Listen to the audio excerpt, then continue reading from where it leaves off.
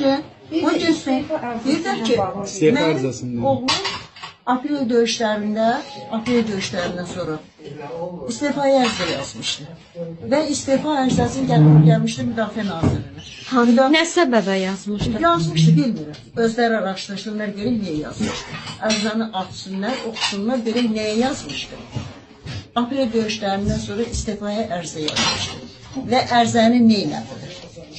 Ərzəni cırıblarsa da kitabdan, qeydiyyatdan geçmişdi. Onu çağırsınlar, araşdırsınlar ki, mənim oğlum niyə istifaya ərizə yazmışdı.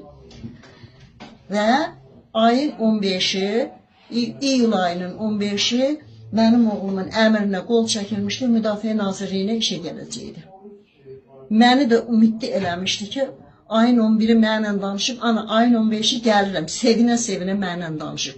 14-ü mənim oğlumun tabutunu niyə yaptılar? Niyə mənim oğlumu allatdılar, 15 gəlişdən deyib. Müdafiə Nazirliyində oturanlara yaraşmırdı Polad. Kərim Vəliyevin yerini dar eləyirdi Polad. Kərim Vəliyevin yerini dar eləyirdi. Kərim Vəliyev, Polad gələsi yerə Kərim Vəliyev Poladı öldürtdürüb özü gəldi. Bəli, mən bu sözü qorxmadan, çəkinmədən deyirəm, qoy bunu mənim prezidentim eşitsin. Prezidentim eşitsin. Eşitsin, bilsin. Bilməsin ki, o 2 ilə yaxındır. Polad Həşimovun anası Azərbaycanın bir generalı ölmüşdü. Azərbaycanın bir generalı ölmüşdü. Bir gün matəm elan olunmadı.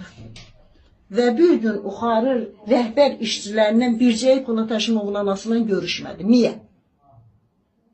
Niyə? Araşdırsınlar, üzə çıxarsınlar. Uşağından istifa ərizəsi yazmışdı, ha. Həmən o hansı yerə gələcəkdi, ha. Onun yerinə indi kimsə keçibdi, həmən ərizəni araşdırsınlar, üzə çıxarsınlar. Onu tələb eləyirəm. Axırıncı damla gözümü bu torpağa yumuncanda onu tələb eləyəcəm. Deməsinlər ki, eləyəcəm. Mən oğlumu tələb eləyirəm. Mən oğlumu dollarla böyütməmişəm. Mən oğlumu alüminium zavodda 3 men işləyib böyütmüşəm.